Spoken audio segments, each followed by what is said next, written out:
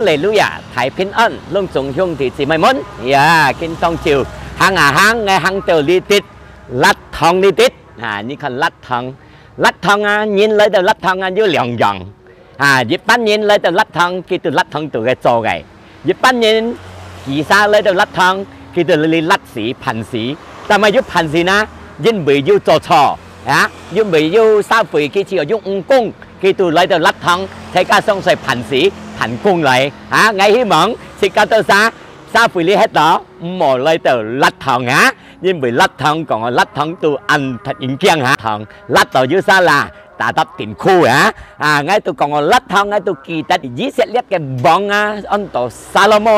ยาโซจะบ้องอันนี้นะกี่ตัวว่าฟูยูเชียนยูมาไกตัวยูเขียนลิดมาไกตัวยูปินมาไกตัวยูหยองชิวมาไกตัวยูมาไกมันชิวตัวยู但係佢講最尾就係尊重上帝，服從上帝，相信上帝，揸滿上帝嘅福音，揸滿上帝嘅命令，但係呢，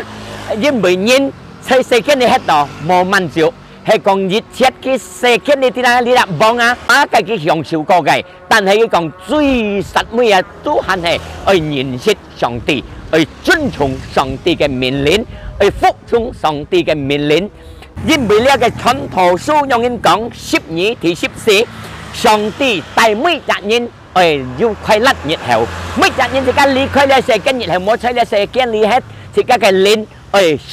上帝嘅樂堂，該啲人定樂，要錯冇錯，上定樂。但係呢，我講兄弟姊妹聽，每一人世間裡喺度打得是個要錯。因為到時間從當個村時間都要錯了，村時間做嘅生死都錯了。聖經講喺羅馬書第4、第7、第8節樣講到，最快樂嘅人除係一個錯、一個罪，俾上帝赦免hết。人班人時間ยัง未得到赦免罪呢，